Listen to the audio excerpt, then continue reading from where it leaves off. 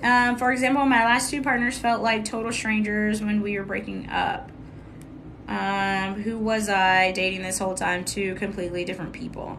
Okay, so Crystal, first and foremost, are you clear about the type of relationship that you want? Not the type of person you're trying to attract. Like, are you clear on the relationship? What it looks like, what it feels like, all of that kind of stuff. Yes, supportive, nurturing, strong, honoring, loving, kind. Okay? So when do those people start to not resemble that? When do they stop being supportive, nurturing, strong, honoring, loving, kind?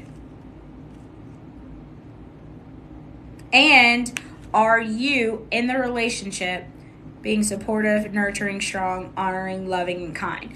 Because when we're creating the relationship, you are also being the relationship you're creating. So are you showing up in that way even before those people get there? We have this list, but you gotta dig in deep. So like when people say, oh, I want someone that's supportive, what does that look like in the relationship?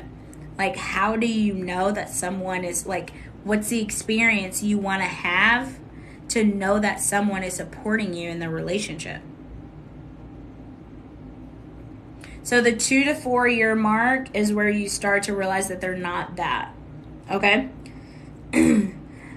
So you want to go back. Maybe let's just take supportive. You want to look over that first couple of years, and you want to go, where is a moment where they were not being supportive and I didn't say anything? See, I feel like what I would put on the list I am doing and showing up for myself, or am I delusional? Well, it depends on what's on your list and how you define it. So let's see. I do voice my concerns. When signs come up, I am usually reassured and fighting my own gut feeling that things are declining, which creates a whole other weight to carry. When you are reassured, are they reassuring you through their words, or are they reassuring you through their actions? Because if you are, oh yeah, so after the honeymoon phase, there's all kinds of things. That's why you have to be clear about what like supportive looks like, and be able to communicate that and be able to look for actions, right? Because most of the time the honeymoon phase is so good because we're saying a bunch of things, it's real pretty, everyone's on their best behavior, and then it transitions out. But you want to look in the honeymoon phase. Are you paying attention to what they're saying, or are you paying attention to what they're doing? Because when I work with people and we're talking about their requirements and they're like, oh, they're so supportive of me, my number one question is, how do you know? Like, what are they doing? What's the experience that you're having to know that they're matching up with that? Both, especially my last relationship where we were engaged, I was dubbed insecure. Insecure, why? Like, oh, they said you were insecure? Majority of the people have insecure attachments. So that's not like a stab. So what actions were you getting in the beginning? Let's just take supportive, that showed you that they were being supportive. And then was that behavior consistent over time? And if you shifted, because sometimes the support we need in the beginning is not the support that we need right there. And that's where like creating the relationship and being able to communicate comes in. Because I will say, like, when my wife and I got together, I was teaching. So how support would look like with me teaching was like, make sure I, coming to my softball games, different things like that. But now I own a business.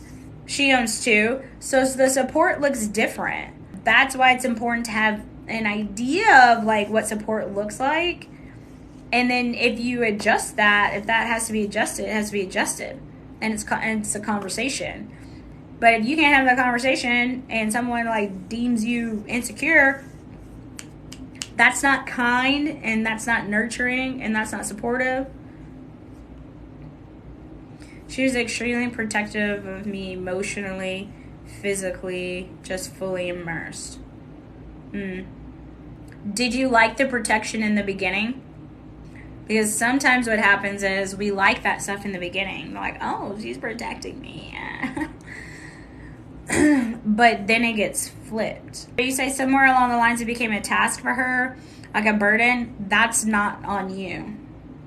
Because you, as far as I know, if you didn't ask her to do these things and protect you and to do all of that, that's not yours. So when you're reflecting, you really have to look at what's going on, what's yours, what's theirs. So when it comes to the protective thing, that's why I ask you, like, did you enjoy the protection part in the beginning? Even though there might have been this thing of like, that's a little extreme, but did you enjoy it? Okay, so you did. So that's where you can be responsible. You can go, I can be responsible for the fact that I enjoyed this protection, even though maybe somewhere I was like, oh, that's a little too much. Okay, good. So you felt covered. Now, did you feel covered by yourself? Like, did you feel like, do you feel like you are protecting yourself emotionally, physically, mentally, all of that? Because if not, then that's why she came in, to like protect you, and you like felt that, and it's great. But this is what was going on, right? And she was playing here, you were playing here, right? Because she was like, oh, I have to protect you, and I have to do this, and I have to do that. But what happens sometimes is this person will get tired of doing that. It feels like a burden. And so what happens is then they'll be like, I can't do this anymore. And it becomes a big deal. And they want you to do this and they want you to do that. Like all that, like take care of it yourself, all of that. Right? And so that's why it's important for when you see those things and be like, hey, I really appreciate how protective of you are of me. And this is how it makes me feel. I really enjoy that. But on this particular thing, I really want to handle that. Or on, I'm okay. I'm going to deal with this emotionally by myself or with my therapist, whatever, right? That's where you can begin to create that balance and say, I don't need you. I appreciate that you're doing this, but support looks like this to me, and you're going overboard, and I love that, and I want to handle this part or this portion. And then maybe you go back and be like, so for this, I really would like for you to be there for me, right? So it really is this balance, but you got to get clear about what that support and nurturing and kindness and all that stuff looks like, to allow space for you to show it for you, but to also say, hey, this is what support looks like in the relationship. And that support in the relationship should go both ways. Yes, you do have to learn to show up differently, right? Or to just communicate things differently and to get really clear on things. So like I'm saying, for the support, if you are supporting yourself, you know what that feels like mentally, emotionally, physically, all of that. But when you create support in a relationship, that's you giving both. It's not just her protecting you. It's you also protecting her, or whatever that looks like. It goes both ways because you're creating the relationship, not the person. Because now I don't want anyone doing anything for me because of that experience with her. Okay, good. So, but then you're overcorrecting, right? And so then someone is not going to be able to be supportive. And so then when you want someone to be supportive in a relationship, they actually can't be because you won't allow them to be. And then you're going to be mad that they're not being supportive. But you're actually not allowing them to be supportive. Do you see the vicious kind of cycle? Right?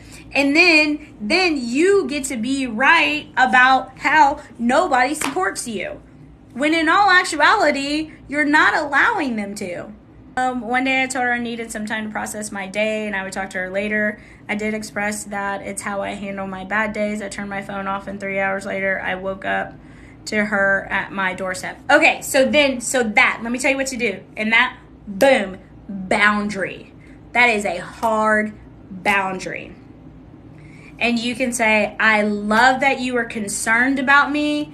I appreciate you being concerned about me, but I have expressed to you how I need to handle this day, and I need you to respect that. If that is not respected, boom, kick rocks. No. She told me I can't shut her out. and she was upset. Okay, so then, boop, separate. That has everything to do with her. If you communicated to her, I'm having a bad day, I'm going to take time to myself, I'm going to turn my phone off, I will let you know when I'm like coming back into the world. If you communicated that to her and she said, oh, I felt like you were shutting me out, and she got upset, that has everything to do with her. Everything to do with her. Right? So this is what happens, right? So you're in this dynamic, okay? You actually take a little bit of responsibility and get off of this because you say, I had a bad day, I'm going to take some time, I'm going to turn my phone off, I'm going to do all that kind of stuff. You actually did that. So then what happens is y'all kind of moved around. She made you be the villain, and then she slid down here to be the victim. You shut me out, I was upset, blah, blah, blah. So you're in this dynamic, right? Because she's used to being here. She's used to being needed and like what's going on and protective and all that other kind of stuff. And there was no boundaries in place. So y'all were in this dynamic until you really needed her again. So then you could slide back over here. Well, actually, when you went to her, you slid here. She was here for a little bit. And then you just flip-flopped places and went back to business as usual. When you set that boundary, did you set a clear boundary, right? You can say, hey, I just needed time for my day. Acknowledge, I appreciate, like you were concerned, all that kind of stuff. Next time I communicate with you that I need a day, I need my day. I need my day, I need my time. I will let you know when I come back, right? I will let you know that. Now, did you set that clear boundary? Yeah, so you didn't set it. So you were happy to see her even though she was mad at me. Right. So here's the thing. You're in this dynamic.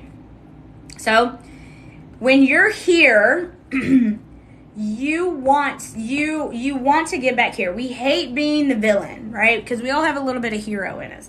So y'all are in this dynamic. You're here, she's here, right? Nobody likes being here. So the reason why you were still so happy you didn't set that boundary is you had to now save her from dealing with herself.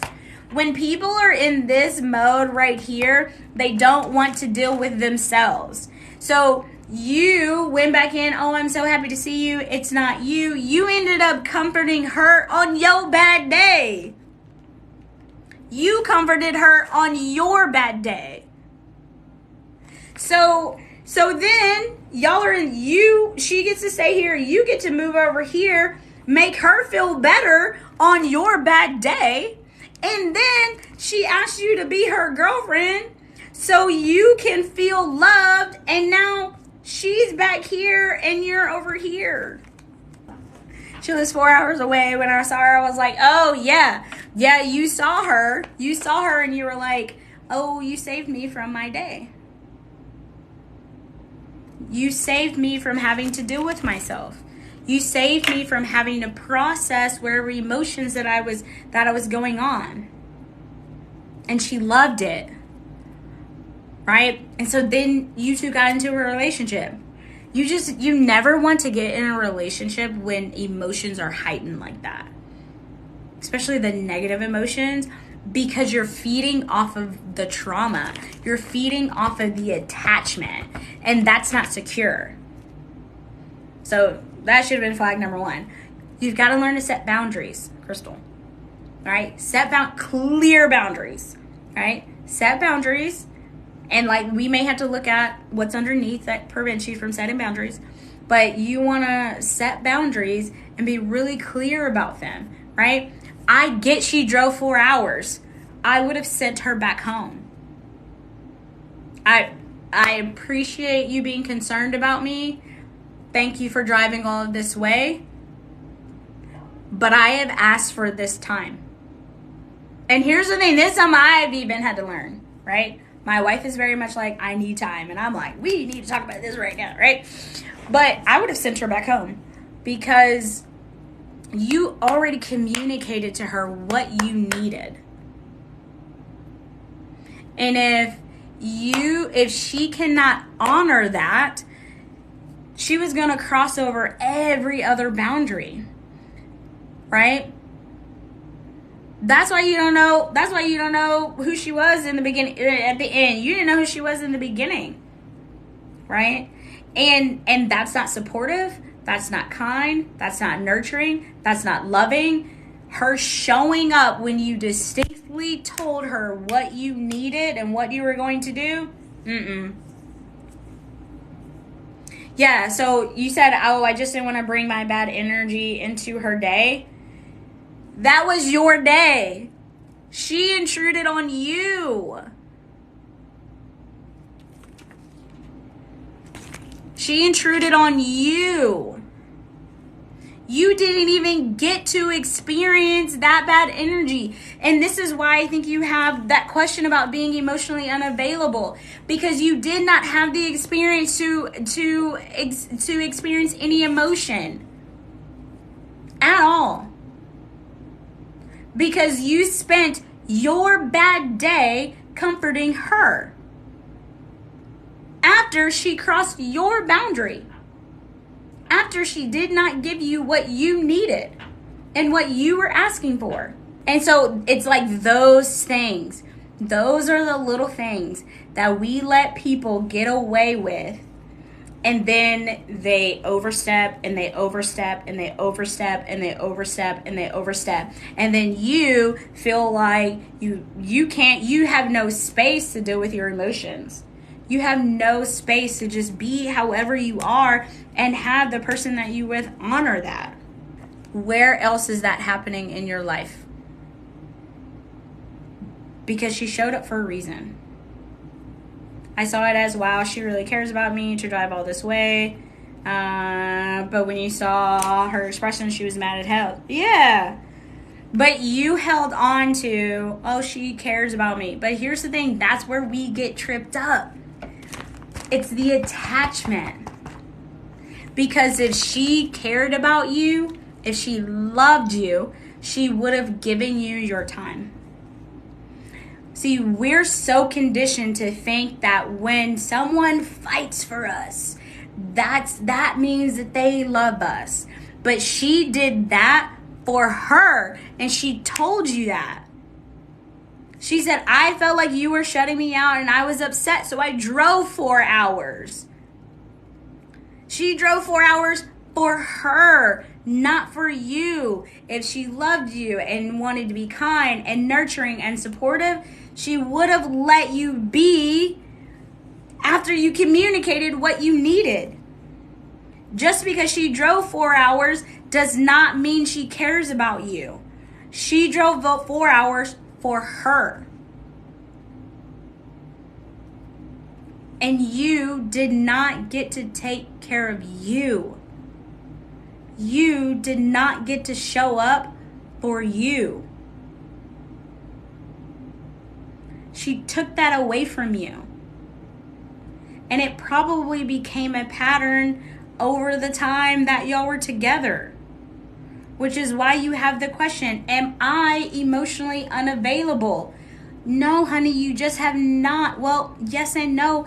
You just not have had the opportunity to feel your emotions. Because they have been intruded on.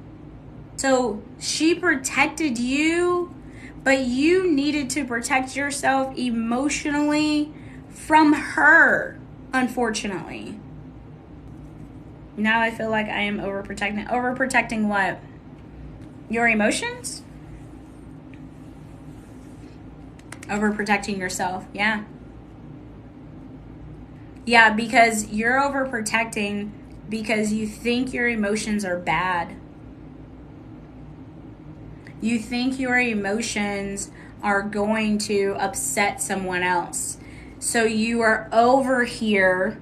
You've built this wall. See, we think we build walls to keep people and pain and trauma out. But when we build that wall, we actually trap it inside. So we're trapped over here with all that has happened to us, right? So you're protecting yourself, not because you want to protect yourself. You are protecting yourself from other people because you have been convinced that your emotions are hurtful, and that your emotions will upset people, and that your boundaries will upset someone. I'm going to give this to you to start the healing aspect. Is like whenever those emotions are coming up, including right now, because I can just feel them off the screen, sit with them and be with it and have it be okay. And it's going to be, you're going to resist it. Trust me, I know, because I've had to do this, right? A lot of people we actually don't feel our emotions, okay? I give myself, let me tell you how present I get to that. I give myself a day to like be upset, because like if I'm upset or sad, or mainly sad, I give myself a day to like be sad, because when I'm sad, I just remember how sad my mom was and how it prevented her from like taking care of us.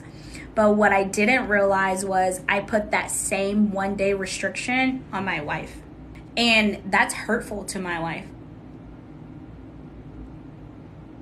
Because I put a timeline on her emotions and when she could express them and all that. And I had to really go in and apologize to that. That's why I said today, like, dang, I probably need to apologize again, because I'm sure like something else like came up, right, during this time. And I know she's on here watching. She's probably like, we gonna talk about this when I get home. I already know. Debbie, I love you, and I'm sorry if I didn't let you feel your emotions, okay? Because I'm an anxious person, and I'm like, I need you to tell me what's going on. But I'm just triggered the fact that like my mom would get sad and spiral, and she didn't take care of us, okay? I love you, all right? And she didn't take care of us. So that's why it's important for you to feel your emotions. It's important for me to feel my emotions, right? So I don't then make everybody else around me wrong for feeling theirs. She made you feel wrong for feeling your emotions. Oh, it adds so much clarity to things that happen later. Yeah. So feel your emotions, and then I want you to begin to look at where is this same thing or similar things happening in other areas of your life, because it's happening other places. That's why she came in, and there's a lot of healing that needs to happen. Okay, but this is the first step. So whatever emotions come up, just feel them fully, deeply, journal about them, whatever you need to do. Begin to honor yourself and your emotions, and give yourself that time that was taken away from you. Thank you so much for watching that video and getting a taste of what it's like to be coached by me. Hi, I'm Keita, and I am your queer dating coach and matchmaker, and I am here to transform the way that you and queer people all around the world date. Now, there are several pieces to coaching that you did not get to see and experience just now. But if you can relate to that video, if you can see yourself, if you want to be responsible for how your relationships are going and to be able to do that and heal that in a safe space, then I invite you to join the Queer Connections virtual dating event. In this 2-day workshop, you will get to do a couple of things. Number one, clear out old beliefs that have created these unhealthy dating and relationship patterns. Number two, gain clarity on who you actually are and what you want in your forever relationship. And three, create your conscious dating plan that allows you to intentionally date as your authentic self and in places that you actually enjoy. So come join a community of singles who understand you and who can support you as we all navigate the ins and outs of dating in this modern world.